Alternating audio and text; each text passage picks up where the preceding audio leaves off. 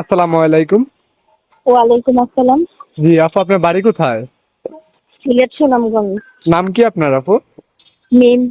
মিম আপু, যে ফটোটা পাঠাইছেন এটা কি আপনার? হ্যাঁ হ্যাঁ আমার।